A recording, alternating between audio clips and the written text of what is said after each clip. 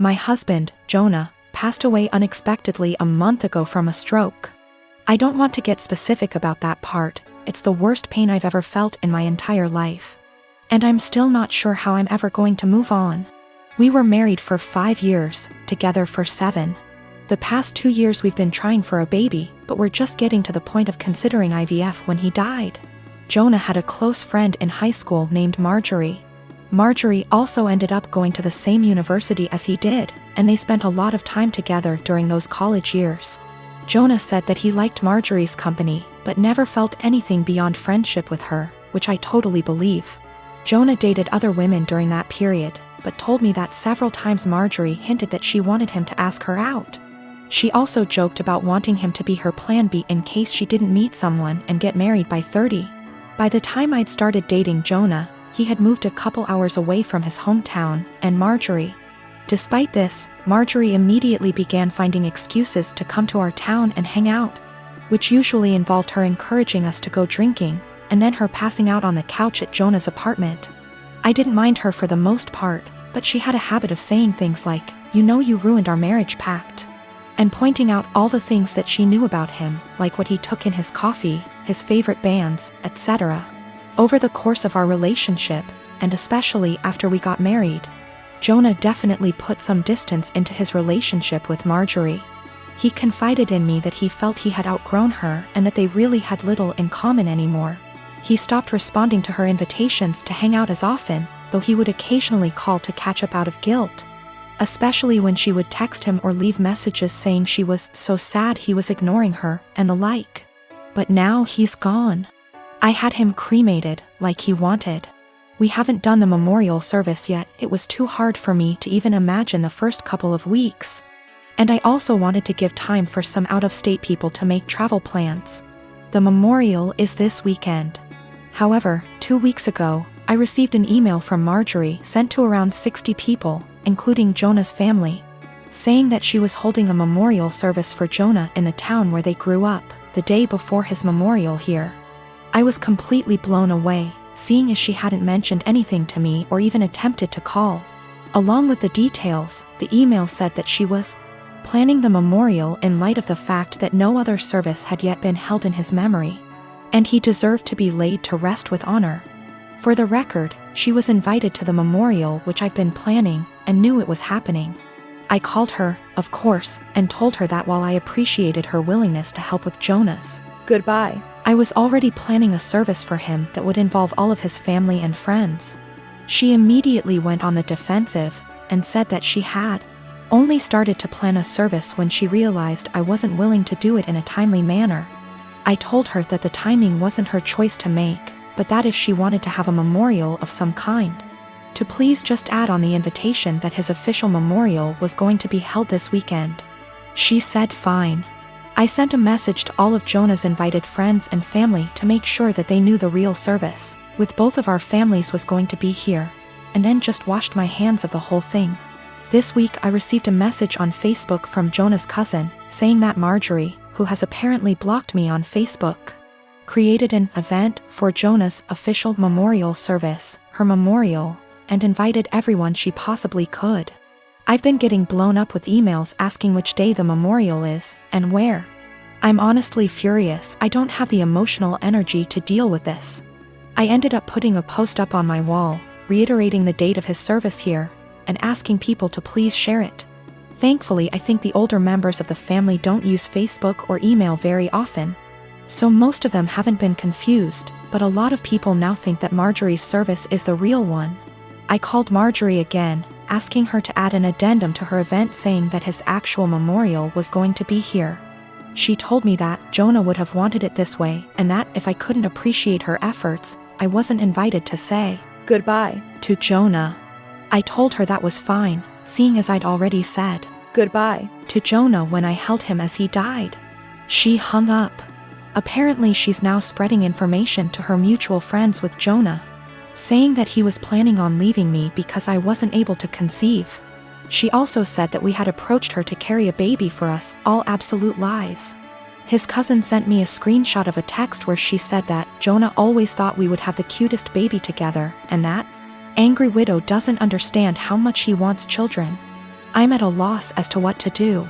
I don't care what she says about me, but she's now tarnishing my husband's memory, especially saying that he wanted to divorce. Jonah would never have left me, and anyone that knows him at all knows that we were committed to each other above all else. I need to figure out how to tell this woman to off without encouraging her to spread more lies. And I also want to just forget the whole thing and crawl in bed and never get up again. My sister was set to marry a guy who was a complete douchebag. He seemed like a nice catch to any outsider. He was tall, handsome, very confident, a doctor. Basically the sort of guy any woman would swoon over. Unfortunately, he was a sociopathic, unrepentant narcissist, devoid of any empathy, who would take out his anger on anybody he felt beneath him and seemed to enjoy doing it. You know how basically they say, don't look at how your partner treats you, look at how he treats others. And that's how he'll eventually treat you. My sister didn't pick up on that. I picked up on it early. This guy was really mean. Would berate and insult people for the smallest thing and would lose his cool with anybody who looked at him the wrong way. He started doing it to me, and I told my sister early on, this guy's an asshole. She was like, nah, you two will eventually get along, you just got off on the wrong start. I told him I've seen him do that to other people, but she seemed to think, oh, but he's nice to me, I'm the special one. Maybe I can change him. Or I have no idea what she was thinking. After about 2 years together, when they were engaged, the cracks were evident. My parents loved him, his dad and my dad go way back. They both went to the same medical school together and have been close friends for decades. Her fiancé is also good friends with my 2 older brothers. After 2 years, my sister was realizing this guy was an asshole. He's always been an asshole, and he won't change. There was a really painfully obvious example one day when we were having dinner, and my sister's fiancé and my dad were having a discussion about something political. My sister tried to offer her opinion into the discussion, and they both snickered. Then this guy just started berating her and ripping into her in front of everyone, making her feel this small. I could sense her pain. She was just quiet and just sat there taking it. I was thinking, what are you doing with this guy? He has no respect for you. He has no love for you. Another time our family was at this dinner function where a lot of big people were around. My sister's fiancé completely left my sister alone at the table with me, and was sitting at this other table with 2 women, very obviously flirting with them semi-drunk. He just left her all alone at the table. I asked her what was wrong, why was he ignoring her? She told me they had had an argument earlier and this was his way of punishing her. You see what I mean when I say this guy is a complete sociopath? My sister and I are really close, and even though I'm younger by far, little brothers aren't devoid of wisdom. And I've been urging her from day one to break up with this guy before she gets in too deep. Well, now that she'd spent 2 years with him and was engaged, she was obviously in too deep. And she used to tell me about all the outbursts he has, how he treats her with no respect. We often had long discussions, just me and her, where she'd spill open like a can of beans and just divulge all the bullshit that he's put her through recently. Sometimes she'd cry and I'd be there to help her out, but she still seemed to want to stick with him. She actually convinced herself that he loved her behind all that horrible treatment, and couldn't pull herself to cancel the engagement, what with our parents, his parents, everyone counting on it. She knew they'd all say she's crazy, turning down this smart, handsome doctor. I kept urging her to break up, but she stuck with the he'll change or he loves me deep down excuses. It all came to a head when one day she very publicly exploded at him. We were having a huge dinner, both sides of our families, and I was sitting next to him. He kept bullying me the entire night. Move your elbows over, couldn't you wear something a bit more presentable? Stop sticking your hand out like that, it's rude, don't you think you've had enough of that? If I asked him to pass a bowl or the sauce or something, he'd hand it over but then pull away and be like, say please, say thank you. He was smiling the entire time, laughing. My 2 older brothers were also snickering. They didn't seem to mind this guy was publicly bullying me and having fun with it. He and my dad started having one of their conversations again, and my dad started airing out all his general frustrations and disappointments regarding me. And they started both talking about my life openly in front of me. Her fiancé then turned to me and started openly lecturing me, and when I tried to ignore him, "Hey, are you listening to me? What's the matter with you? Your dad never taught you any respect?" My sister just then basically exploded. She was sitting at the other side of the table, guessing she didn't want to be near him. But she was watching what was going on the entire time. My sister just then basically exploded. She was sitting at the other side of the table, guessing she didn't want to be near him. But she was watching what was going on the entire time. I am a 35 years old female, been with my fiance for 3 years. We both work and we both share rent and other expenses. But my fiance is currently looking for a new job. He lost his old job 3 months ago.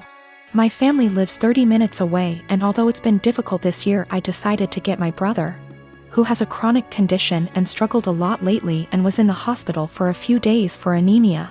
The one thing he's been wanting for some time. I got him an Xbox that cost me $300. He was so happy, and I'm glad I was able to cheer him up during those times. My fiance received a few gifts from his family, but he wasn't happy with any of them. I got him a perfume and he liked it. We were visiting my family and we had dinner with them. My fiance looked at the Xbox I got for my brother and didn't stop talking about it. My parents noticed. I told him to stop complaining about what he got / didn't get this year. That made them uncomfortable, especially since they've been dealing with my brother's health issues and needed to relax. We got home and my fiance took something from the closet and left for about an hour. I was asleep when he came back. In the morning, I was surprised to find my brother's Xbox in the closet. I woke him and asked him about it. Turned out he dropped me off, drove back to my family's house, and exchanged the gift his aunt gave him, a $14 fancy pen, with my brother's Xbox. He said that my brother was happy to exchange gifts. I was so mad. I told him this wasn't for him, and he basically took something that is not his. Not to mention a pen for an Xbox. That's ridiculous. He told me that maybe I shouldn't have spent $300 while trying to pay for rent. I told him as long as I can pay rent, that's not a problem, and that he needs to find a job if he thinks my money isn't enough. I called my mom and I found out that they didn't actually exchange gifts. My fiance pressured my brother into giving him his Xbox. I was livid and so mad. I told him to take the Xbox back to my brother, but he said it was between him and my brother, but I insisted. He refused, so I ended up taking it myself. My fiance argued when I took it and said that I was pressuring him and treating him poorly and have no respect for his feelings. I told him he was wrong to make my brother give him his gift and causing him stress and ruining his joy. I apologized to my brother and my parents, and I felt awful because of how my fiance behaved. My fiance isn't talking to me, saying that I have no consideration for his feelings and not understanding how he feels, not having money to buy himself the things he likes. I'm surprised because he has never done anything like this before. I get that he's struggling with finding a job, but this is not an excuse. My 7-year-old daughter's doing virtual school in our living room recently. I heard her teacher address a girl named Kelly a few times, which stuck out to me because my daughter's class is only about 15 kids and I know them all by this point in the year. A couple times more and I realized she was calling my daughter Kelly. My daughter's name is Keely, pronounced Keely. So after school was over, I asked her if that had been happening all year in this teacher's class, and she said it had, and it really annoyed her. I asked her why she hadn't corrected the teacher if it annoyed her so much, and she said she had repeatedly at the beginning of the year, but the teacher kept calling her Kelly, so eventually she gave up on reminding her. I sent the teacher a quick email explaining the misunderstanding but got no response. This teacher teaches a special subject, think music, gym, art, or language, not just one grade level. So my daughter will be in her classes for the next several years, so we couldn't just wait it out. And how moments like these are handled now will set the stage for how my kid deals with similar situations on her own in the working world. I encouraged my daughter to come to class early or stay later again, thinking maybe she hadn't heard or understood her last time. So a quiet one-on-one would be better. She got to the class early and she told her very politely that her name was Keely like really, instead of Kelly like jelly. And that people often get it confused, so she just wanted to clarify. So class starts and sure enough she gets called Kelly again almost immediately. So there's only so much self-advocation a 7-year-old can be expected to do. I just walked over and said, "Hi, this is Keely's dad." Hers name, not Kelly. It's Keely. A few hours later, I had an email in my inbox inviting my wife and I to a parent-teacher conference with the vice principal. The long and short of the meeting ended up being the school feels that while the teacher probably should have learned her name, that the real problem is she feels I challenged her authority by correcting her in class, and that the names were similar enough for it to not have warranted such drastic action. That surprised me. I couldn't believe a meeting was necessary, let alone that it cast blame on us. I can't tell if I'm being that annoying, my kid matters most parent that my grandmother the schoolteacher always complained about, or if the teacher should just learn her damn name, because that's a basic part of her job.